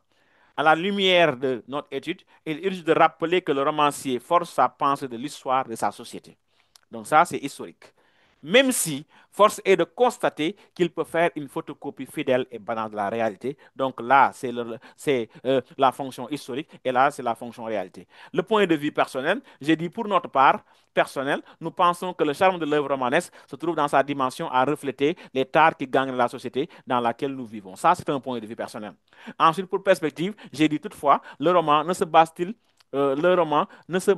pas sur la fiction pour distiller une dose de mensonge dans son œuvre? Ça, c'est... Voilà. Donc, je vais vous demander à tout un chacun aussi de me proposer en 5 minutes, on va prendre au moins 3, voire 4.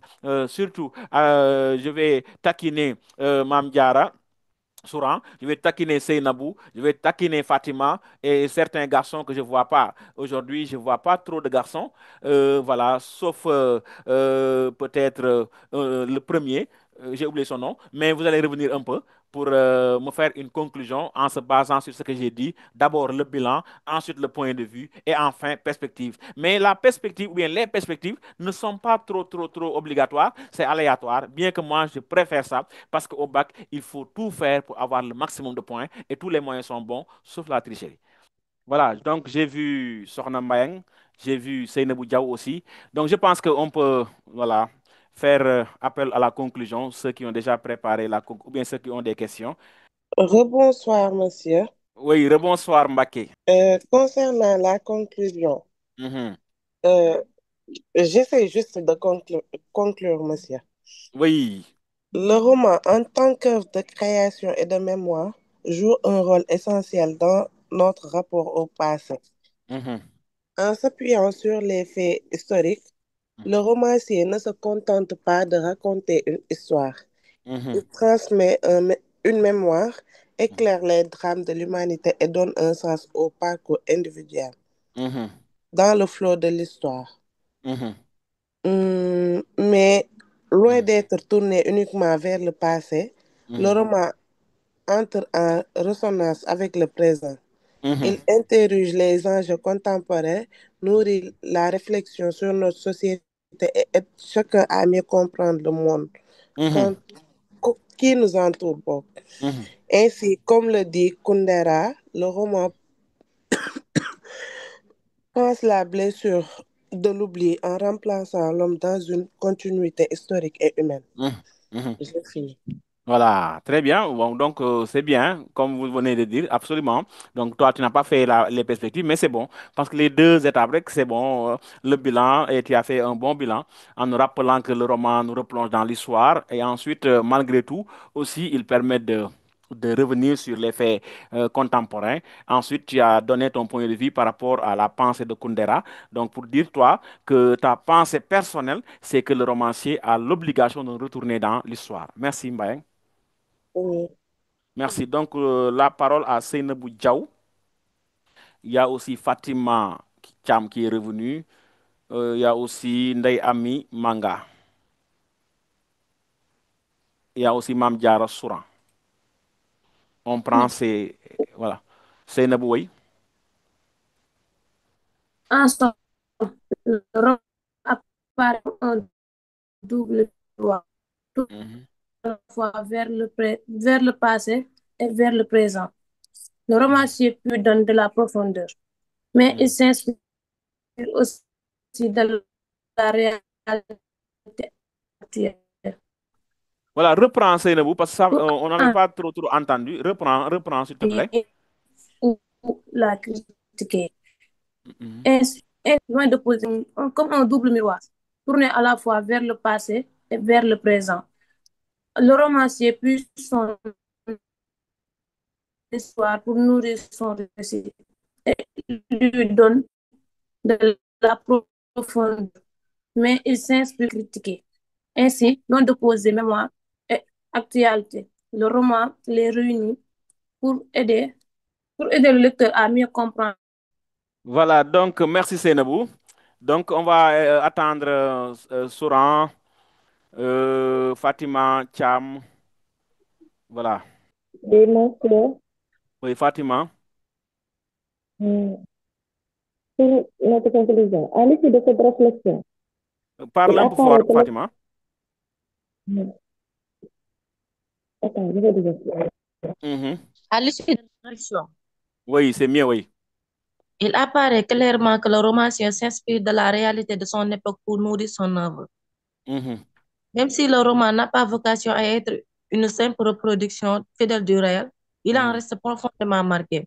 Mhm. En ce sens, le romancier force une vision personnelle de l'histoire et des problèmes de la société, Mhm. tout en donnant vie à des personnages et des situations fictives. Mhm. C'est justement cette liberté créative qui permet au roman de dénoncer, questionner et faire réfléchir selon nous. C'est dans cette capacité, selon nous, c'est dans cette capacité à mêler réel et imaginer que réside le véritable pouvoir du roman.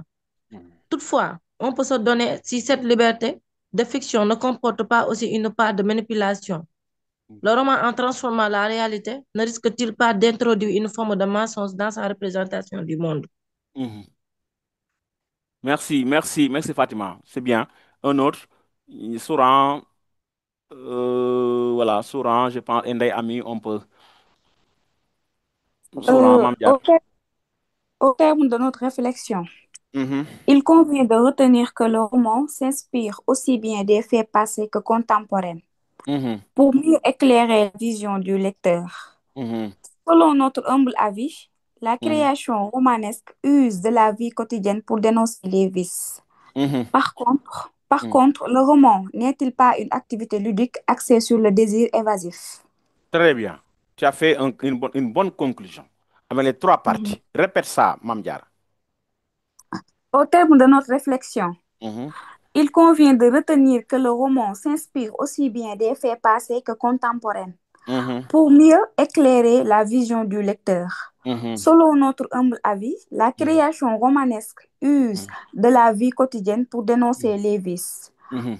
Par contre, le roman n'est-il pas une activité ludique axée sur le désir évasif? Mhm. Merci beaucoup. Donc, Mam Diarra a fait une ouverture dans l'aspect ludique, dans l'aspect évasif, dans l'aspect peut-être distraction, qui montre que le romancier aussi a cette capacité-là de nous transporter vers un ailleurs meilleur. Merci, Mam Diarra. Donc, enfin, Merci nous à allons... vous aussi, monsieur. Merci beaucoup. Nous allons écouter Ndeye Ami Manga. Et là, je vais conclure et pour vous donner rendez-vous le jeudi prochain, Inch'Allah. Bonsoir, monsieur. Bonsoir. Je vais essayer juste de lire moi aussi ma conclusion. Absolument, oui. En définitive, le roman, par sa capacité à mêler fiction et réalité, s'impose comme un moyen privilégié de transmission de la mémoire collective. S'il n'a pas pour vocation première de dire l'histoire avec la rigueur de l'historien, il peut néanmoins en restituer la vérité humaine, les émotions et les vécus oubliés. Ainsi, le roman ne doit pas être réduit à un simple divertissement. Il participe acti- activement à la construction de la mémoire et à la compréhension du passé. C'est en cela qu'il remplit parfois, malgré lui, une mission historique essentielle. Mhm. Merci, merci. Oui, ça y est. Oui. Merci, Manga. Tu as fait aussi une bonne production. Et je sais que si on continue comme ça d'ici le bac, nous allons relever le défi, Inch'Allah, hein, ensemble. Et moi, j'ai confiance en vous, comme je sais que voilà, vous allez relever le défi, Inch'Allah. Donc, il y a Fatima Cham, il y a Tamsir aussi, au moins un garçon, Tamsir. On va prendre Tamsir. Bonsoir, monsieur. Voilà, mais Tamsir, au moins Oui. tu relèves le défi des garçons. Franchement, Tamsir, merci beaucoup. Non, j'étais là. Depuis ce soir, il n'y a que les filles qui prennent la parole. Non, j'avais participé. Je devais Oui, oui, revenir. c'est toi seul. Depuis le début, c'est toi seul. Et à la fin Ouais, aussi, c'est toi seul. Mais heureusement ouais. que tu es là, Tamsir. Ouais. À la présence de notre travail, il utilise le romancier de fasciner son histoire, de fasciner son histoire dans sa société, même s'il force, et de constater qu'il même peut faire une photocopie fidèle et balade de la réalité. Point de vue. Pour notre part, le charme de l'œuvre romanesque, sa dimension à refléter les belles qui gangrènent la société dans laquelle nous vivons. Oui, merci, Tamsir. Au moins, tu as fait un rappel de la thèse et de l'antithèse, au minimum. Et tu as donné ton point de vue. Bien que dans la conclusion, ne dites pas point de vue. Tu le fais. Quand tu le fais, nous savons que c'est point de vue. Donc, merci Tamsir. Tu as relevé le défi au moins des garçons. Tu as pris la parole dès le début et aussi à la fin. Merci aussi à toutes les participantes et tous les participants de ce cours-là qui traitait un sujet sur le roman. Le sujet, c'était dans la vie, l'homme est complètement coupé de son passé et de celui de son histoire, de son humanité. Le roman permet de soigner cette blessure. C'était ça le sujet. Voilà, on a traité l'introduction le samedi passé. Aujourd'hui, nous avons fait le développement et la conclusion. Le samedi prochain, le jeudi prochain, je vous invite à aussi vous connecter. On va faire un sujet sur la littérature en général. Ça, je vous demande tout le monde de vous connecter à 20 heures parce que la littérature, c'est autre chose. Et beaucoup d'élèves ne font pas ça. Et ça sera du haut niveau, Inch'Allah. On va amener beaucoup de choses. En tout cas, ne vous faites pas raconter ça. Et vous pouvez aussi partager les liens à telle enseigne que tout le monde soit présent parce que nous, notre objectif, c'est de relever les défis parce que nous savons que nous avons des élèves qui ont la capacité et le bac, comme je le dis, c'est un examen très sérieux et parce que tout le monde connaît, tout le monde sait qui fait le bac et qui ne fait pas le bac. Donc, vous êtes déjà sur les listes. Je dis toujours que les listes sont entre les mains des chef de quartier et les élèves rient, mais c'est la réalité. Tout le monde sait que vous faites le bac. Et moi, je dis toujours à mes élèves, il faut avoir le bac non pas pour vos amis, mais ceux qui ne vous aiment pas. Moi, je vais dédicacer mon bac à ces gens-là. Et si vous me suivez, Inch'Allah, en tout cas en français, vous allez relever le défi, Inch'Allah. Donc, amis élèves, participants, participantes, donc, c'est avec ces modestes mots, vraiment, du reste très impuissant par rapport à la dimension de mes intentions, que je vous donne rendez-vous le jeudi prochain, même heure, sur Takana Academy, la plateforme de l'excellence, la plateforme qui est ouverte pour permettre aux élèves d'avoir le maximum de connaissances avec des professeurs à la hauteur. Donc, bonne soirée et à bientôt, Inch'Allah.